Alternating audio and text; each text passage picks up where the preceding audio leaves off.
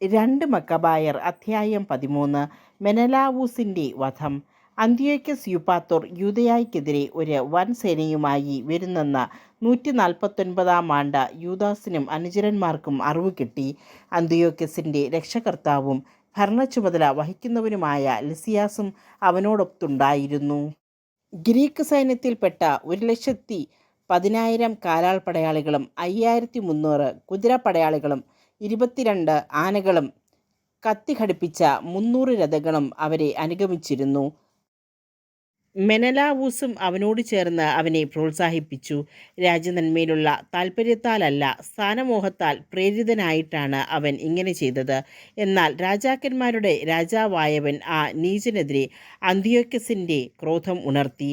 ഇവനാണ് സകല കുഴപ്പങ്ങൾക്കും കാരണമെന്ന് ലിസിയാസ് ധരിപ്പിച്ചതിനെ തുടർന്ന് രാജാവ് അവനെ ബറോയായിൽ കൊണ്ടുപോയി അവിടുത്തെ ആചാരമനുസരിച്ച് വധിക്കാൻ കൽപ്പന നൽകി. അവിടെ 50 മുഴം ഉയരമുള്ളതും ചാരം നിറഞ്ഞതുമായ ഒരു ഗോപുരമുണ്ട്. ഏതു വശത്തു നിന്ന് എന്തിനേയും ചാരത്തിലേക്ക് കുത്തനെ വീഴ്ത്താവുന്ന ഒരു യാന്ത്രിക ചക്രം അതിനു ചുറ്റും പിടിപ്പിച്ചിരിക്കുന്നു. ദേവാലയ ധ്വംസകനോ മറ്റു കുറ്റങ്ങൾക്ക് കുപ്രസിദ്ധനോ ആയ ആരെയും അവർ അതിൽ തള്ളിയിട്ട് വധിക്കുന്നു. ഇപ്രകാരം ഒരു മരണത്തിനാണ് നിയമലംഘകനായ മെനലേവൂസ് വിധിക്കപ്പെട്ടത്. ശവസംസ്കാരം പോലും അവന് ലഭിച്ചില്ല. ഏതു ബലിപീഠത്തിലെ അഗ്നിയും ചാരവും വിശുദ്ധമാണോ ആ ബലിപീഠത്തിനെതിരായി പാപം ചെയ്തു കൂട്ടിയ മെനലേവൂസ് ചാരത്തിൽ കിടന്ന് മരിച്ചത് തികച്ചും നീതിയുക്തമാണ്. യഹൂദർ അന്ത്യോക്യസിനെതിരെ രാജാവ് കൊടിയ ഗർവോടെ തൻ്റെ പിതാവിൻ്റെ കാലത്ത് നടത്തിയതിനേക്കാൾ നീചമായ തിന്മ യഹൂദരോട് ചെയ്യാൻ തുനിഞ്ഞു. ഇത് കേട്ട യൂദാസ് ജനത്തോട് തങ്ങളുടെ നിയമവും നാടും വിശുദ്ധ ദേവാലയവും നഷ്ടപ്പെടാറായിരിക്കുന്ന ഈ വിപത്സന്ധിയിൽ തങ്ങളെ സഹായിക്കണമേ എന്നും ജീവൻ വീണ്ടെടുത്ത് തുടങ്ങുന്ന തങ്ങൾ ദേവദൂഷകരായ വിജാതീയരുടെ കൈകളിൽ വീഴാൻ അനുവദിക്കരുതേ എന്നും രാപ്പകൽ കർത്താവിനോട് വിളിച്ചപേക്ഷിക്കാൻ ആജ്ഞാപിച്ചു. അവർ ഒന്നുചേർന്ന് ഉപവാസമനുഷ്ഠിച്ചുകൊണ്ട് കൃപാമയനായ കർത്താവിനോട് 3 ദിവസം തുടർച്ചയായി സാഷ്ടാംഗം വീണ് കേണപേക്ഷിച്ചു. അതിനുശേഷം യൂദാസ് യുദ്ധസന്നദ്ധരായിരിക്കാൻ അവരെ ആഹ്വാനം ചെയ്തു. ശ്രേഷ്ഠന്മാരോട് രഹസ്യത്തിൽ ആലോചിച്ചതിനു ശേഷം രാജസൈന്യം യൂദയായിലെത്തി. നഗരം കീഴടക്കുന്നതിനു മുൻപ് പുറത്തേക്ക് കടക്കാനും ദൈവസഹായത്തോടെ കാര്യങ്ങൾ തീരുമാനത്തിലെത്തിക്കാനും അവൻ നിശ്ചയിച്ചു.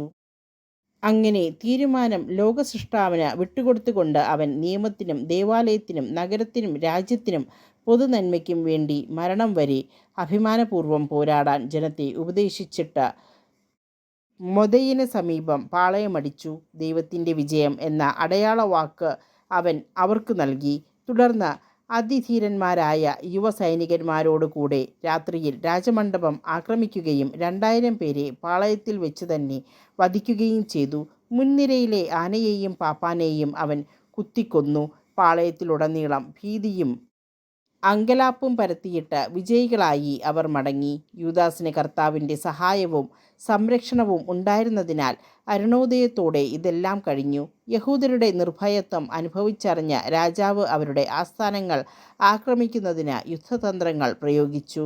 അവൻ അവരുടെ ശക്തിദുർഗമായ ബേത്സൂറിൻ്റെ നേരെ നീങ്ങി. എന്നാൽ തിരിച്ചോടിക്കപ്പെട്ടു. അവൻ വീണ്ടും ആക്രമിക്കുകയും പരാജയമടയുകയും ചെയ്തു.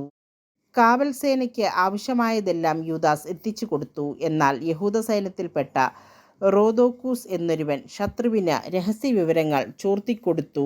അവനെ അവർ അന്വേഷിച്ചു പിടിച്ച് കാരാഗൃഹത്തിലാക്കി. രാജാവ് വീണ്ടും ബേത്സൂർ നിവാസികളുമായി കൂടിയാലോചന നടത്തുകയും വാഗ്ദാനങ്ങൾ കൈമാറുകയും അതനുസരിച്ച് പിൻവാങ്ങുകയും ചെയ്തു. വീണ്ടും യൂദാസിനെയും അനുചരന്മാരെയും അവൻ ആക്രമിച്ചു. എന്നാൽ പരാജയപ്പെട്ടു. താൻ ഭരണച്ചുമതല ഏൽപ്പിച്ചിരുന്ന ഫിലിപ്പ് തത്സമയം അന്ത്യോക്യായിൽ കലാപം സൃഷ്ടിക്കുന്നുവെന്ന് രാജാവ് കേട്ടു. അവൻ പരിഭ്രാന്തി പൂണ്ട് യഹൂദരെ വിളിച്ചുവരുത്തി അവരുടെ അവകാശങ്ങൾ സംരക്ഷിക്കാമെന്ന് ശപഥം ചെയ്തു. അവരുമായി ഉടമ്പടി ചെയ്ത് അവൻ ബലിയർപ്പിക്കുകയും ഉദാരമായ സംഭാവന കൊണ്ട് ദേവാലയത്തോടും വിശുദ്ധ സ്ഥലത്തോടും ആദരം കാണിക്കുകയും ചെയ്തു. സമാധാന ഉടമ്പടി. അവൻ മക്കബെയൂസിനെ അംഗീകരിക്കുകയും ഹഗമോനീദിസിനെ ടോളമായിസ് മുതൽ ഗെരാർ വരെയുള്ള പ്രദേശത്തെ ഭരണാധിപനായി നിയോഗിക്കുകയും ചെയ്തിട്ട് ടോളമായിസിലേക്ക് പോയി. അവിടുത്തെ ജനം ആ ഉടമ്പടിയുടെ പേരിൽ ക്രുദ്ധരായിരുന്നു. അതിലെ വ്യവസ്ഥകൾ അസാധുവാക്കണമെന്നുവരെ അവർ കോപം പൂണ്ട് ആവശ്യപ്പെട്ടു. എന്നാൽ ലിസിയാസ് പൊതുവേദിയിൽ കയറിനിന്ന ഉടമ്പടിയിലെ വ്യവസ്ഥകളെ ശക്തമായി പിന്താങ്ങി. അവരെ ബോധ്യപ്പെടുത്തി ശാന്തരാക്കി. അവരുടെ സൗമനസ്യം നേടി. അനന്തരം അവൻ അന്ത്യോക്യയിലേക്ക് പുറപ്പെട്ടു. ഇപ്രകാരമായിരുന്നു രാജാവിൻ്റെ ആക്രമണവും പിൻവാങ്ങലും.